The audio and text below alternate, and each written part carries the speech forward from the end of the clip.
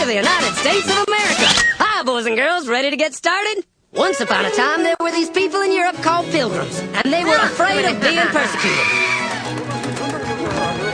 So they all got in a boat and sailed to the New World where they wouldn't have to be scared ever again. Oh, I'm so relaxed. I feel so much safer. But as soon as they arrived, they were greeted by savages, and they got scared all over again. So they killed them all.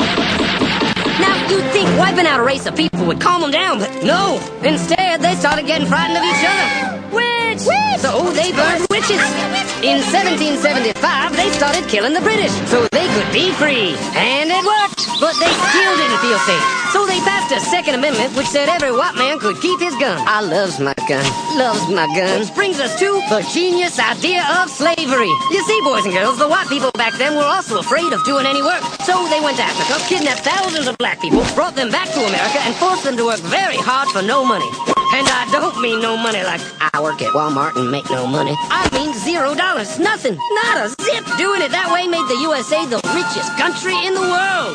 So did having all that money and free help calm the white people down? No way. They got even more afraid. That's because after 200 years of slavery, the black people now outnumbered the white people in many parts of the South. Well, you can pretty much guess what came next. The slaves started rebelling. There were uprisings, and old master's heads got chopped off. And when white people heard of this, they were freaking out and going, I want to live. Don't kill me, big black man.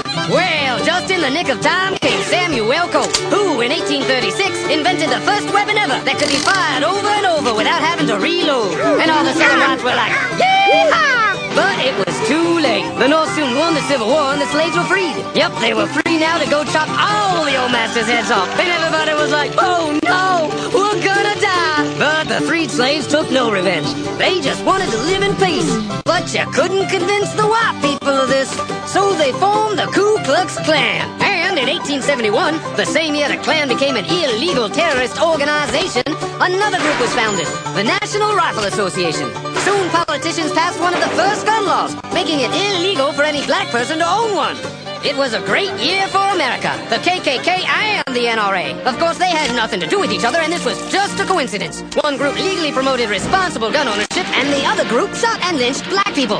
And that's the way it was all the way to 1955, when a black woman broke the law by refusing to move to the back of the bus. White people just couldn't believe, huh? Well, I won't say move. What's going on? Man, all hell broke loose. Black people everywhere started demanding their rights, and white people had a major freaky fear meltdown, and they were all like, run away! Run away! And they did. They all ran fleeing to the suburbs where it was all white and safe and clean. And they went out and bought 250 million guns and put locks on the doors, alarms in the houses, and gates around the neighborhoods. And finally, they were all safe and secure and snug as a bug.